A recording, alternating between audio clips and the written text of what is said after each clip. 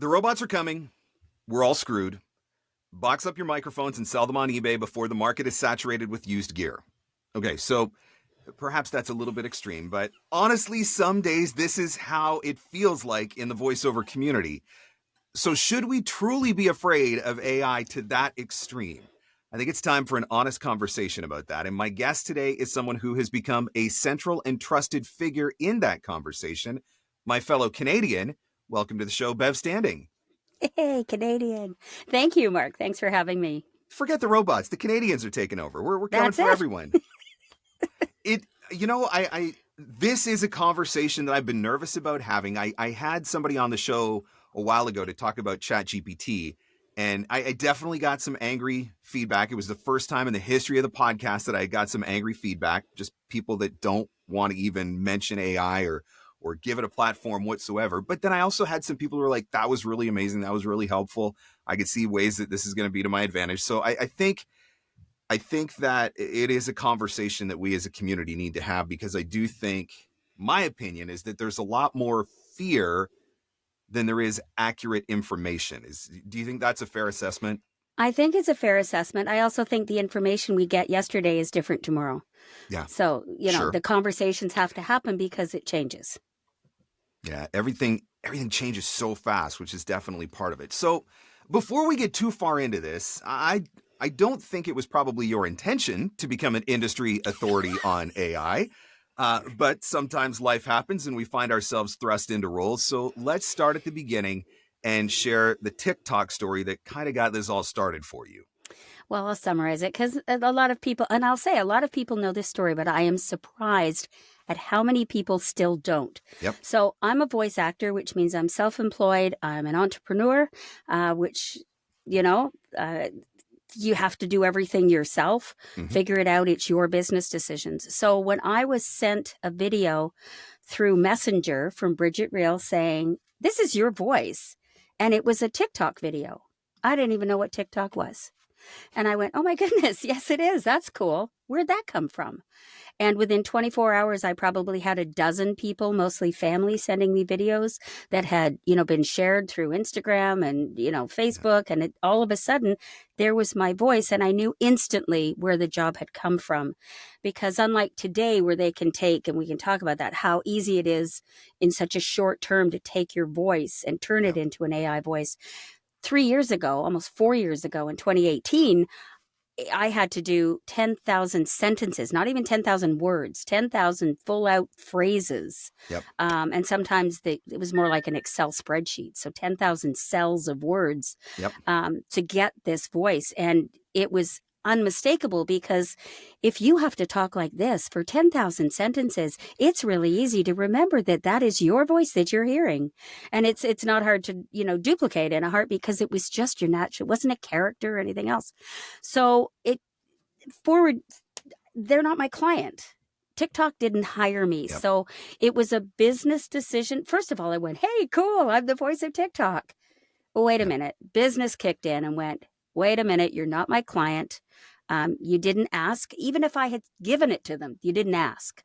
So it was a business decision, and I was warned that the minute the lawsuit was filed to ask me have my voice taken down, I would be front and center on the news. So I had to take some time to think about that. So, no, I didn't do it for that to happen, but I knew it was going to happen. Maybe not to this extent, but yeah. As I was doing a little bit of research to prepare for this interview, I did a search, do a Google search for Bev Standing AI. It's like doing a Google search for corporate video production or something. Like, it's just like story upon story upon story. Like, do you even know at this point how many different places media, print, news, internet, how many places that you were featured? Because you seem to be in all the places. Yeah, I kind of was for a while. Oddly enough, I was just in the National Post. And the only reason I know is because a dear friend of mine who was reading the National Post sent it to me, hard copy in the mail, because I can't get it without a subscription here in this lovely country of ours. So I can't even send the link to share to the website for you to Yep. sign up. Like, I can't even do that. So luckily she sent me the article. Let's not go. Yeah, let's not go there, Bev. Come on. but that I believe that article came from the Washington Post, and I think it was just, from there it went to the National Post. So do I know where it is? No, but I know I was interviewed on radio stations in New Zealand. Rock radio from Q107. Oh, their names start with M, something and something in the morning. Anyway, they phoned me. They're retired, but they phoned me from Vancouver and interviewed me. Like, it was just instant. It was from all over the place. So yeah, I have no idea. But it's the same story wherever you hear it. But you're still getting asked, or is it just people? Because I saw stuff that was dated back, a couple of years ago, but I saw some articles that were dated like in the last year or two as well. So you're still a part of that conversation, or it seems like you're still a part of that conversation as the story continues to evolve. And, like I read about in preparing for what I was going to ask you, I also read about what happened to Mike Cooper, which was a totally different kind of situation. But you were mentioned in that same article as well. So actually, I directed them to Mike. Okay. Yeah, all right. that was an article that they were doing on me, and they said, "Do you know any others?" And I went, "I do." So I sent them one. Mike was one of them. And I think I am still there because, as I stated at the top of the hour, not everybody knows. So when they find out, they go, "Oh my goodness, we need to keep talking about this." Yep. So I'm happy to keep telling my story. And I've said that in many an interview because of the importance of it. So we mentioned earlier that so much of this seems to be rooted in fear. And I don't think that's just an AI thing. I think generally speaking, you go through the voiceover community, right? When we're talking about online casting, it's generally all the negative stuff that people are complaining, right? Very few are talking about all the good things that have happened through online casting. It's all the jobs are crap, all the rates are crap, right? Like, it's always the negative stuff. So it's really easy to get caught in that echo chamber where it feels like everything is negative and fear-based. But do we need to be as afraid as I think some people are? Because I think for some people, it's legitimately crippling them and their ability to advance forward in their career. I know that I've had conversations with voice actors who are saying, maybe it's not even worth it at this point. Like, maybe it's time, maybe I get out now type deal. Like, are we there? No, we are not there. Thank you. Okay. We are not there, and I stand firm on that. Thank you. Are always going to be. So there's a couple of comparisons. When the automobile was invented, did bicycles disappear? Yep. No. People still like riding bikes. It's still better. It's still healthier. It's still more enjoyable. Are people going to want to listen to a human voice? Yes. The people that are running, same thing with home studios. When COVID hit, people that refused to get a home studio now have other jobs. Yep. So do you have to have an AI voice? No. Do you have to understand who is using AI, how it's created, how to protect yourself from having it accidentally, I've quoted that, created? Yes, you need to do all those things. You need to be informed, you need to be educated, and you need to make your decisions based on your business, right? So I profess, I coach with Gravy for the Brain, and I coach privately, and the bottom line is always the message: human wins. Yeah. Jokingly, have you heard a computer say A and mean it? Come on, Canadians. We say it with heart. No computer's going to make it sound like it makes sense. It's just going to be a little tag at the end of a word, like there's just the human emotion. In one of the articles that I came across, you were mentioned in it. Mike was mentioned in it. There was one or two other voice actors, I think, that were mentioned in it. Yep. And it actually had audio samples, right? It had an audio sample, like you reading the line and then your AI reading the line.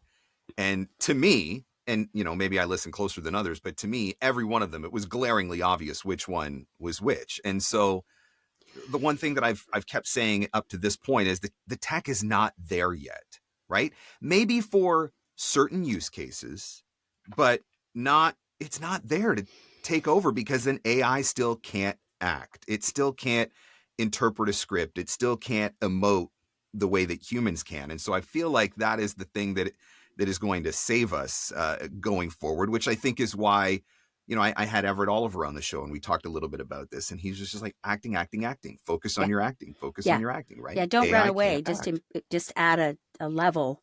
Yep. It's storytelling. Computers don't storytell. They read Yep. words. Yep. And yes, they have emotion. Yes. Yes, and I think the operative word you used was yet. They're not good enough yet. Yeah. And there, like you said, there's going to be uses where, I mean, you look and sometimes you get hired for a tag for commercials. They might disappear. Yeah. So here's my thought. If they're going to disappear, let them hire your AI voice. Your AI. Yeah. But it comes down to, and NAV is a big thing on this, the 3 C's: control, consent, and compensation. And those are the 3 things. We need to be compensated for using our voice. Now, what does that look like right now? That's kind of the big question. What does that look like right now? People who are going to use AI voices want to save money. Yeah. Right? So how do they use your voice? Pennies on the dollar? Ouch. But if it's no session fee and you didn't have to do anything, they just type in the words they want you to say, then why don't you split the usage fee with the people that are hosting your data, because that costs money, and providing the the technology for the director, the media, to adjust accordingly. Control, I need to know who's using my voice. Yep. Right. And for how long, because of conflicts. Right. I always use Coke and Pepsi. If you have a Coke out up somewhere in Canada and they said you can't do Pepsi for a year, I need to be able to say, you can't hire me for a voice for Pepsi in Canada for this length of, I need to know that to protect myself.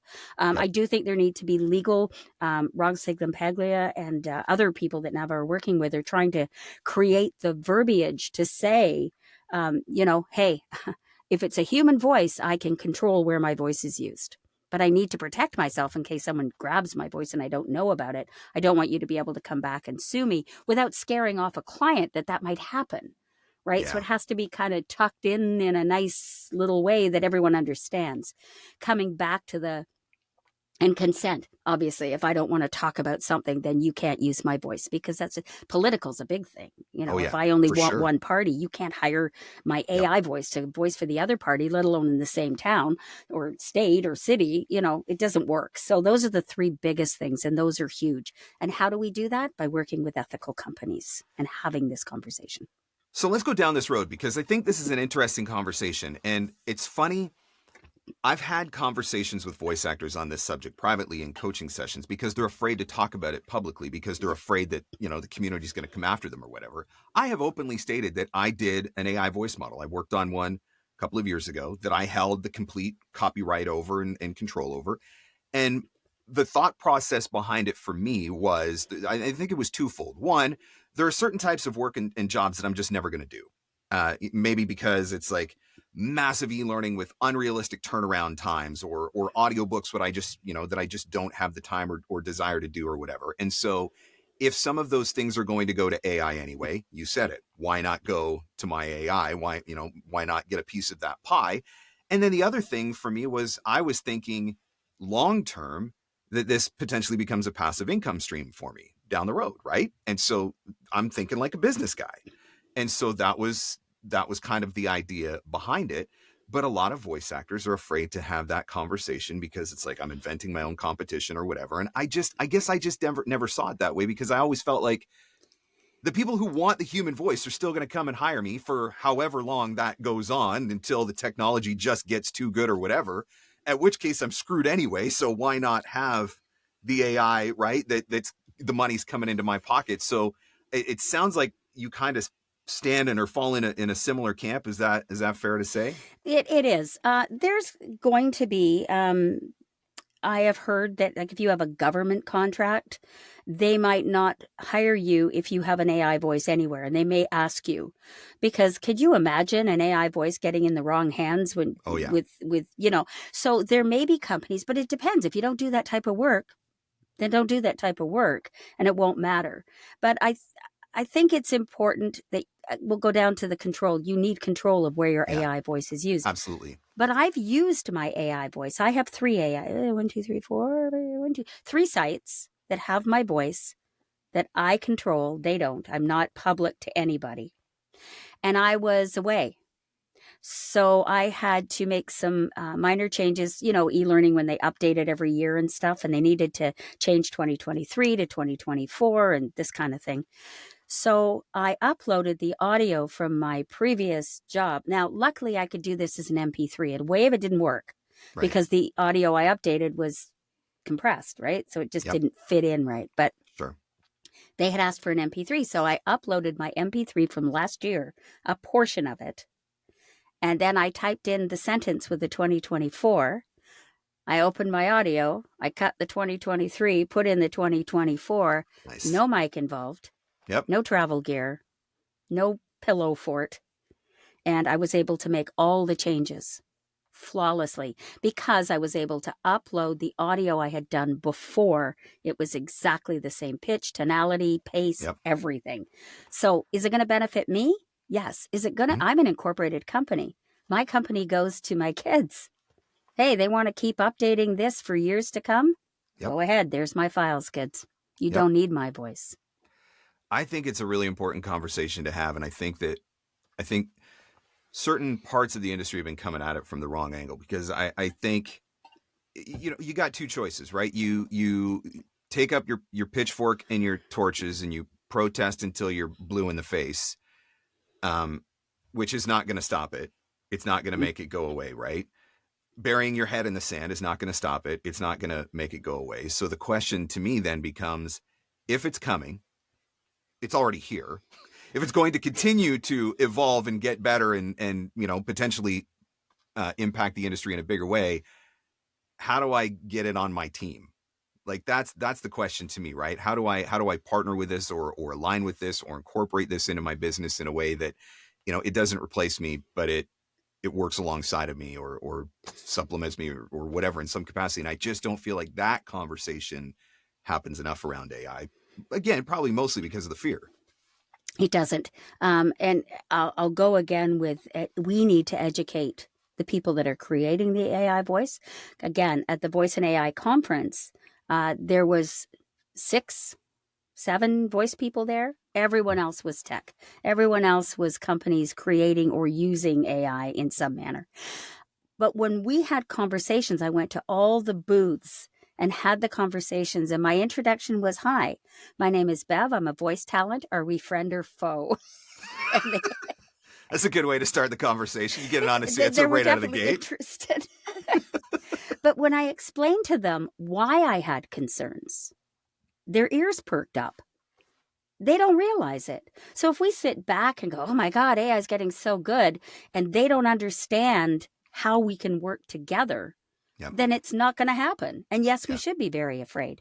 But by having these conversations and getting our heads out of our sand piles, and talking about it and talking to the people openly and publicly without having an opinion. You don't need an opinion.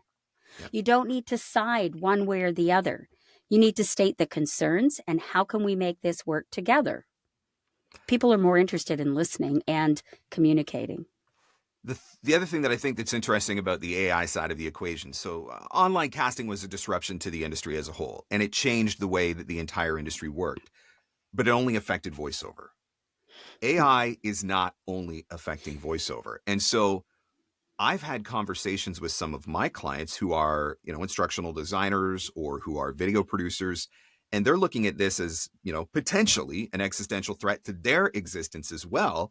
And so now it's become, I don't want to say us against the robots, although I guess maybe I feel like there's a level of that, but because other industries have stake in this and other players, could potentially be impacted by it, I'm seeing producers who are like, I need to make sure that I can prove my worth as a human editor to my client. And I want to partner with you as a human voice to prove human worth, right? Because they don't want the AI to replace them either.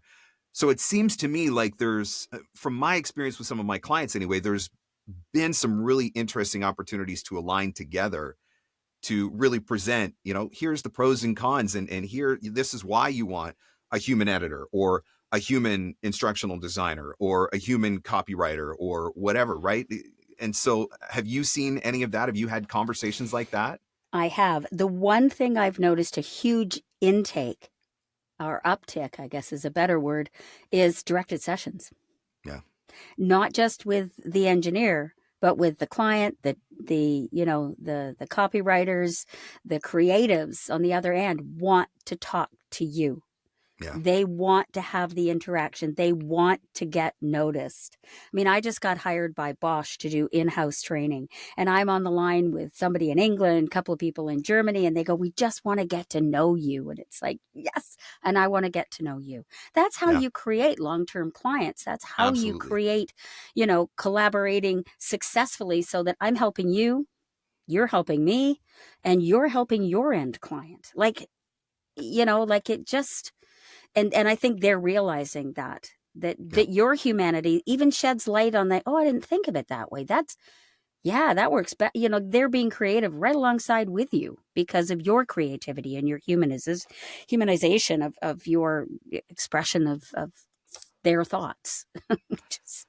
I had a conversation with an instructional designer very recently, and they're very concerned about how AI could potentially impact their ability, but they're also concerned on the moral and ethical side of just what is this AI going to pump out, and is it going to be accurate, and who's going to fact check it? Because if you're not going to hire me to create the content, I'm not going to come in at the end of the project for a few bucks and verify that it's all true or whatever. And we talked about how take social media, images on social media. We're already very apprehensive about images that we see on social media, right? Is this legit? Is this an actual image, or is this an AI altered image or whatever? And so there becomes a trust factor.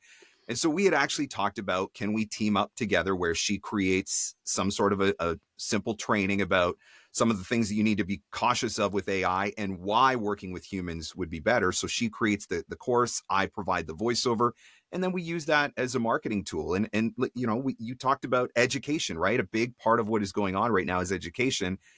It's the shiny new toy. AI is the shiny new toy. And I've played with Yeah. Chat GPT and some of the other things.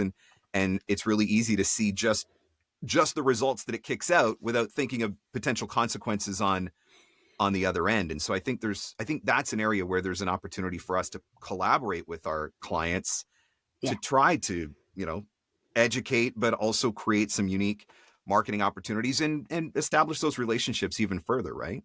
I tried ChatGPT. I don't exist.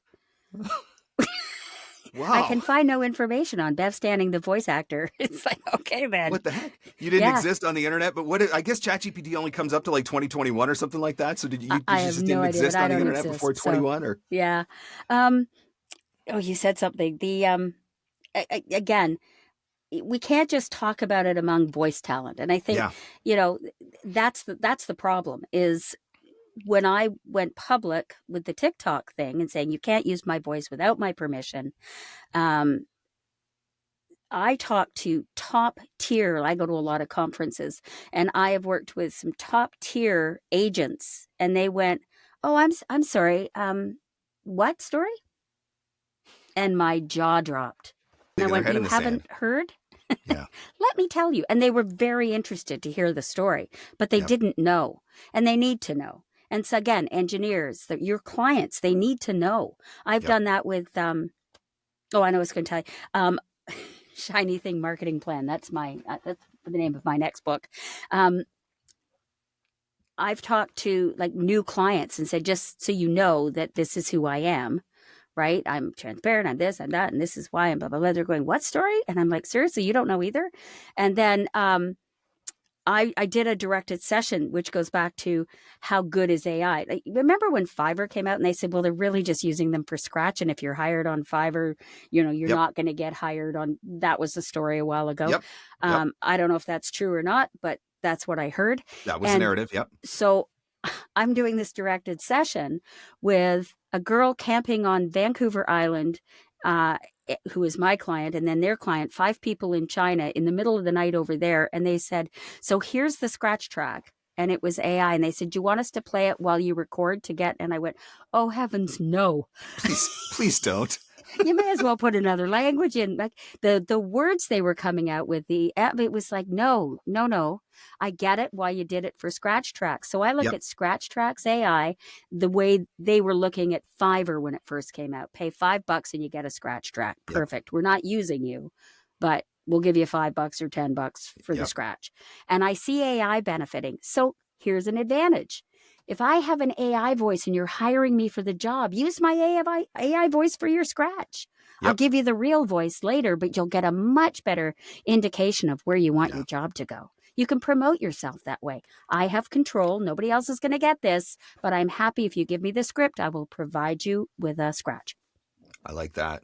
I think that's another smart use case, right? And that's the forward thinking that we need to have in all of this. So I'm almost afraid to say this next part out loud because I fear that I'm going to jinx it. Thus far, to the best of my knowledge, I have not lost a client due to AI. In fact, for me, it's been the other way around, where I've had some clients who have said, we played around with it just to see, but realized that it was junk and, we don't want to use it. I'm curious, have you been in a situation yet where a client's been like, no, Bev, we're done with you. We're going with AI? Nope. No. Nope. But yet, if you follow the narrative in the communities, Facebook groups and stuff like that, you'd think that every voice actor is losing all of their clients to AI at this point. But I've yet to talk to a talent, and I'm not saying it hasn't happened. I just haven't talked to anybody yet that it's actually happened to, where they've lost an actual client. Now, has there been a job that I may have been in the running for previously, or maybe that I auditioned for and they decided to go with AI? Maybe, I don't know. But actual clients who have hired me in the past, none of them to this point, knock on wood, have said, we're done. We're going to AI.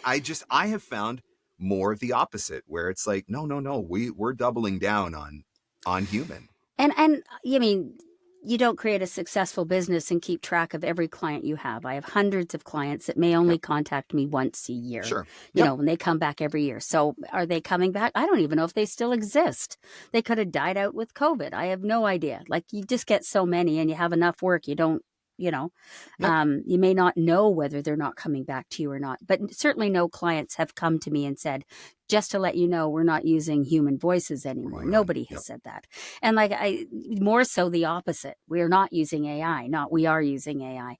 But again, scratch tracks. I never recorded scratch tracks before, and now I'm finding AI is. So, promote yourself as you want a scratch track and you want to hire me, I'll give you my scratch track voice. Do you have, so you mentioned scratch tracks. Do you have any opinions or thoughts on, if you're voicing X, I would be more concerned that AI may be coming for you? Do you have a feeling of, like, is it just coming for the lower end of the industry, or do you think it's certain genres that might be more impacted than others? Do you have any thoughts on that? I think there's more genres that are going to be packed. It's funny. I got a call from a client, a telephony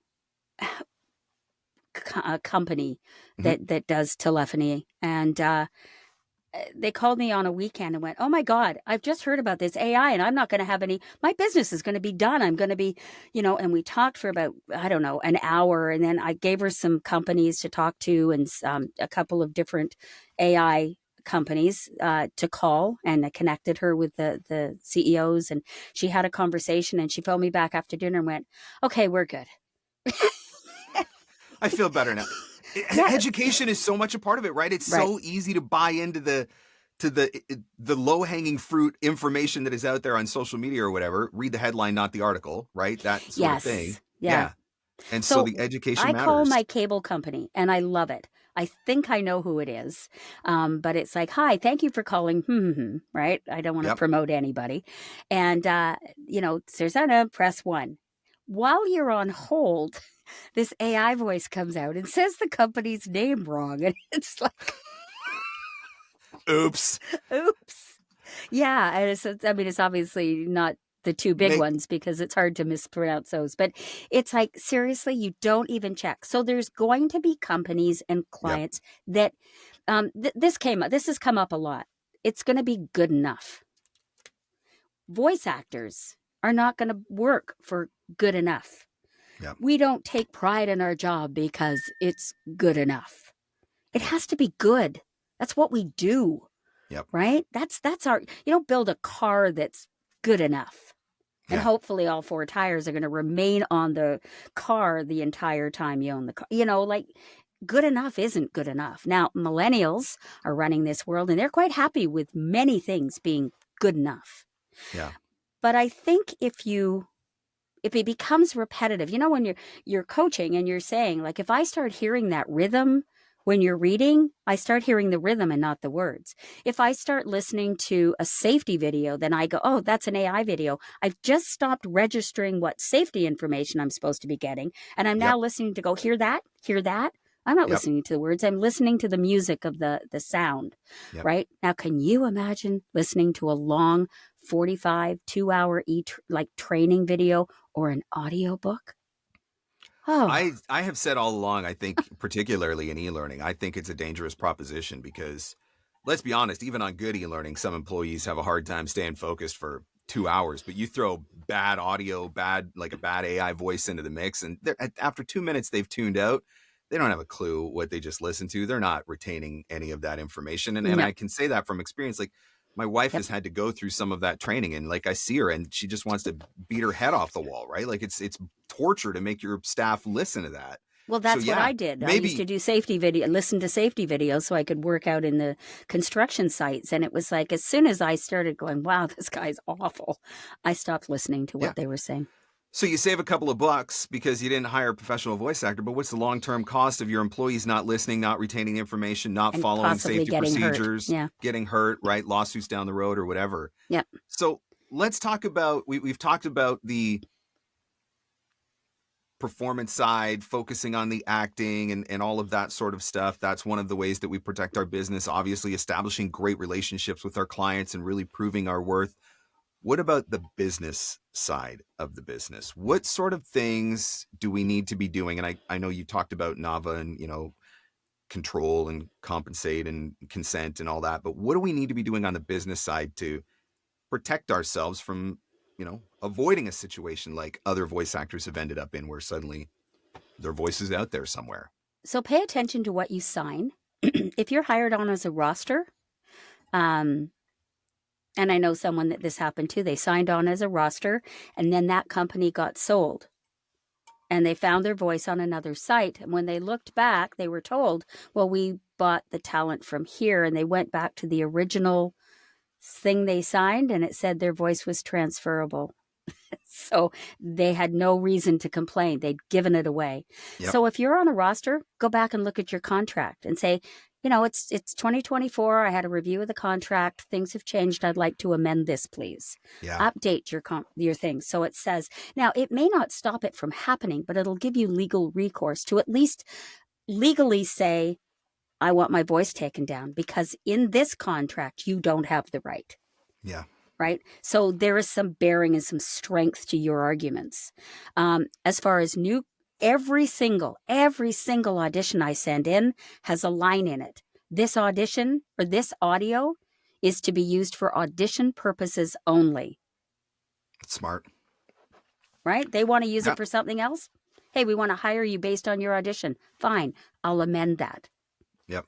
But every audition, paid to play, agent, everything, not through an agent, but anything I submit, production houses, hey, Bev, can you just sign this? Yep. For audition purposes only, here's my audio. It's got to be written down. You can't trust, sadly, that everyone's going to do that, right? Yep. So you have to write it somewhere.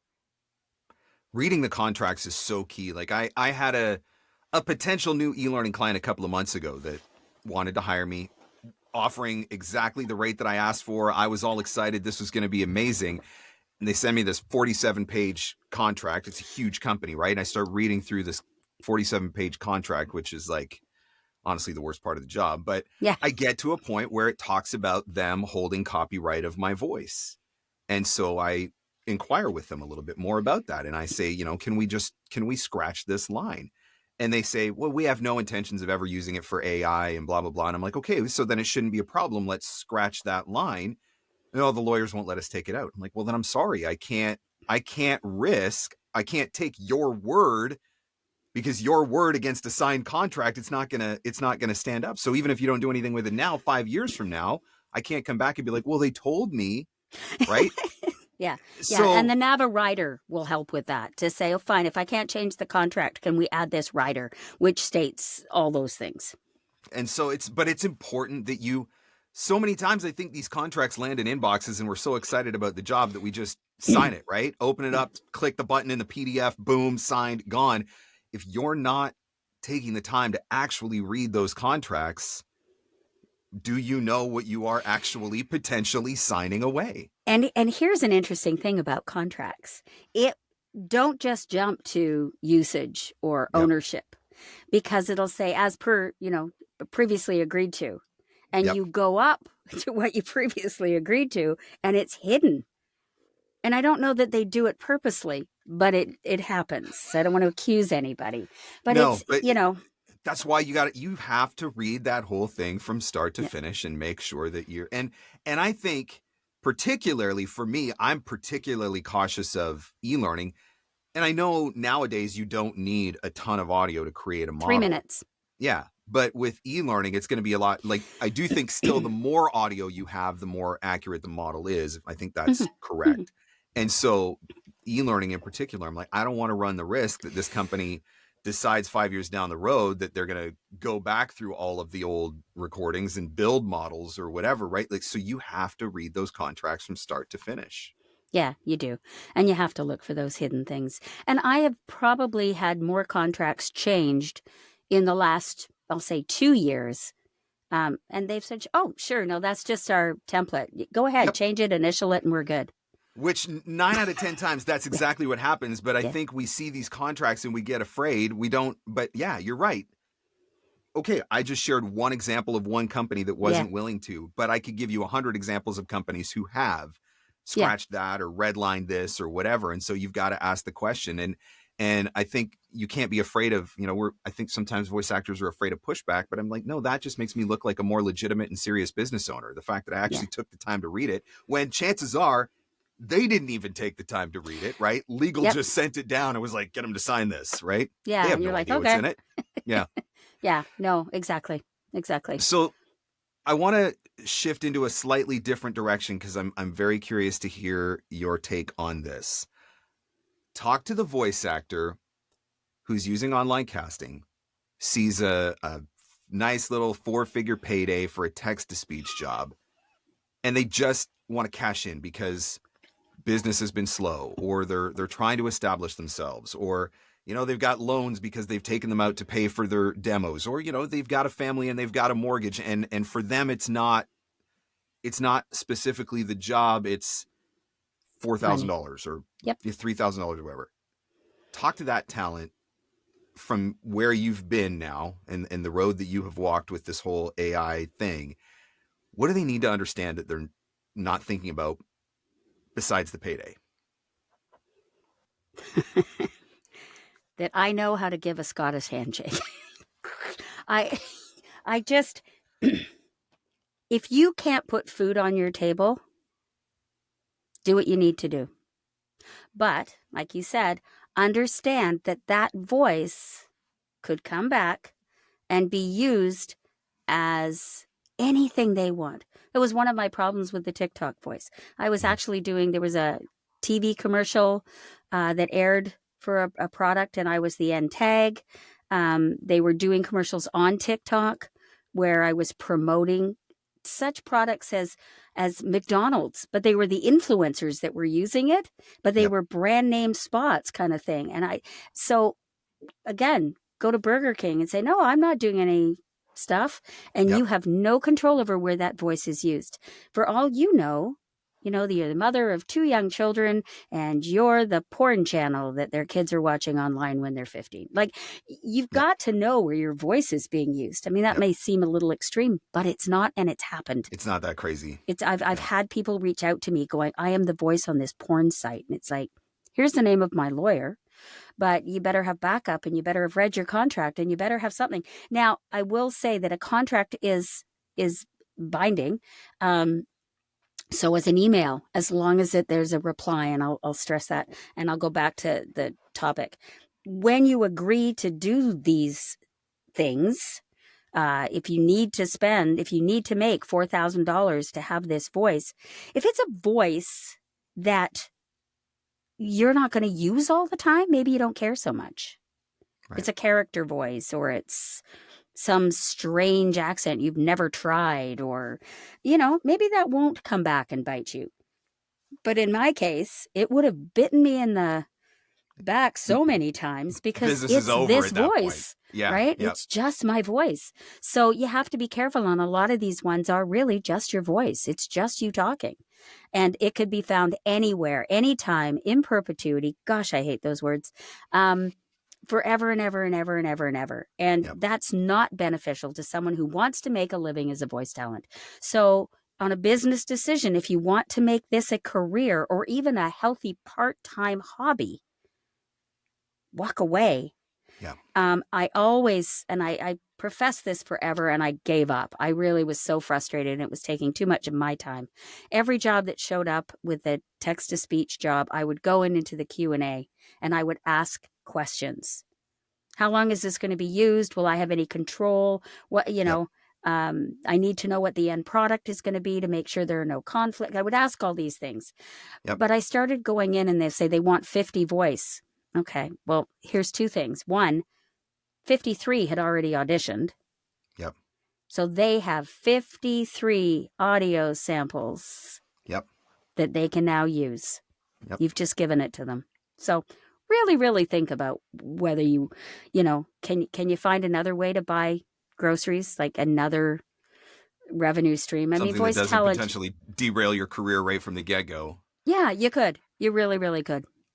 So we've talked the good and bad side of this then, right? There's a right way to have an AI voice model and a wrong way to have an AI voice model. And the right way is to have the model that you have control over and that you get to make the choices on.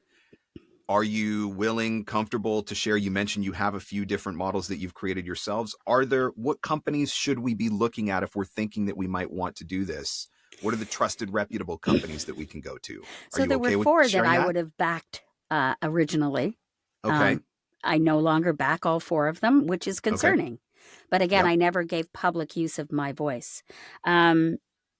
Respeecher in the Ukraine, they're not perfect, but there is so much communication and they understand the concerns and trying to make it work.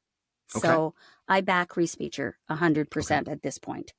The other one was, you're going to edit this too. Gosh, I'm old.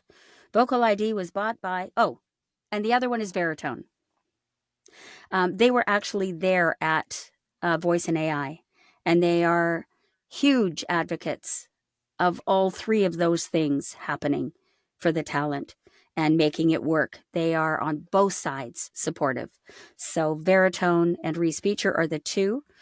11 Labs I backed at beginning, but I've heard some rumblings that there are voices on there of people that they didn't know they were on there, which is concerning. Yeah. I have a voice on 11 Labs. I pay a very small subscription. I upload audio. That's the one. I upload audio from a previous job, and then I type in the new words. I could be on a plane. Yep. So I could be eating dinner. I could be on a camping trip, and I don't have to be in my studio. So I like that I have control. And I believe if you ask them to take their voice down, I think they are still willing to do so. The other one is, and I'm mentioning them because I've had a communication with the CEO, is UberDuck. Now, I'm not sure they're doing anything yet either, but they're talking. So, Okay. That's a conversation. But just don't sign up to any AI voice and say, yeah, I want an AI voice, and not have any say. Hey, we're going to pay you, $5,000. And I will also say that the years of sort of the main AI voices getting paid $250,000 are gone. Yeah. They just aren't doing that anymore. And the reason for that is they don't have to do as much work, right? Well, you it's don't hit have to scale do now, as much right? recording. Yep. Yeah. I mean, I when I did my model, I totally resonated with you when you were speaking of your pain of 10,000 lines in a Excel spreadsheet. I was like, yep, been there, done that, felt that torture. Yeah. Totally understand. Should have waited a year. I know, 3 hours a day, 5 days a week, and it had to be the same 3 hours, so you had the same pitch, the same everything. So yeah. So every voice actor has their voice on the internet somewhere and in some way. It's our demos on our website. It's projects that we've voiced that are existing on YouTube or social media or websites. It's content. It's this podcast or, YouTube videos that I've done in the past. And you mentioned you can create a model with 3 minutes of audio now. So the scary part is that someone could actually make a clone, and we could potentially never know about it. The good thing, we've got a big community that seems to be paying attention and raises red flags every once in a while. But it seems like so many voice actors have had this happen and found out through sheer happenstance. Is there anything that we can do to be more proactive, or are we really just at the mercy of the internet when we've got samples and audio clips out there everywhere? I would like to say, no, we're not at risk, but we are. They can even strip the music out from behind your voice now. Like they got it. They know how to do it. So we just have to do our due diligence. Just as friends said to me, hey, is this your voice? If you recognize the voice, say, hey, this is your voice. And maybe there needs to be I don't want to, Facebook, a page, a group, somehow a communication that, Yep. The top of the page lists the AI companies out there that have AI voices on there. One of the other companies I dealt with was Well Said Labs. They have some amazing avatars on there that their voices are actually pretty good, and you can get them. I have no idea who they are. I haven't listened to them all. But hey, they said to me when I explained to them, they said, well, we're going to go back to legal. So, cross your fingers that there's been some work done there. But I declined to be on that site because I wasn't happy with what was going on. But we need to, hey, Mark, is this your voice? Hey, I heard your voice. Did you know you were right? And then go to the sites. And if you don't want your voice there, state your concerns and politely ask them to take it down. State that they don't have permission to use your voice. Please take it down. I think so much of this is going to be our willingness to participate in the conversation, right? Because if we are not, as an industry, and thank God for organizations like NAVA, for example, who are acting as an early champion in this side of things. But if we are not trying to participate in the conversations, then we're not going to have any control over the direction where any of this ultimately goes. And so fear and anger and rage and resentment and whatnot is not going to give us the result that we're looking for. We need to have more calm, collected, controlled, respectful conversations with these companies, outlining our concerns, looking for ways that we can find mutually beneficial ways to make this happen. Because again, it's not going away. So if it's not going away, how can we positively shape where it ends up? I think is so key to all of this. And so it's conversations like this that get that started. Yeah, and again, that's why I went to all the booths at that conference. And friend or foe. And if they're a foe, I don't need to be aggressive. I just need to make a note. Don't deal with this company. They don't do it right. And then share that information, not being, condescending to the other companies. Right. But just saying, I don't feel that, they're giving us what we need. So tread carefully, tread cautiously. But it's, communication. And again, it's been 3 years and I'm still getting asked to talk about it. And I will continue to say yes each and every time because there's still people that don't know. And there's more people going, I don't want to be a voice actor anymore. There's no way. Oh God, but I waited too long. This is wrong. Let's work together. Let's make it work. Yes, we are going to lose some of it. Yes. Are we going to lose all of it? No. We're good. It's competition. So let's end on a positive note if we can, because there's been a lot of doom and gloom and there's a lot of scary things to think about, important stuff we need to think about. Is the entire picture doom and gloom and just completely bleak, or do you have optimism over any of this? Because you're very central in what's going on right now. You've been to the conferences, you've had the conversations, you're talking to the companies and the CEOs and on the AI side.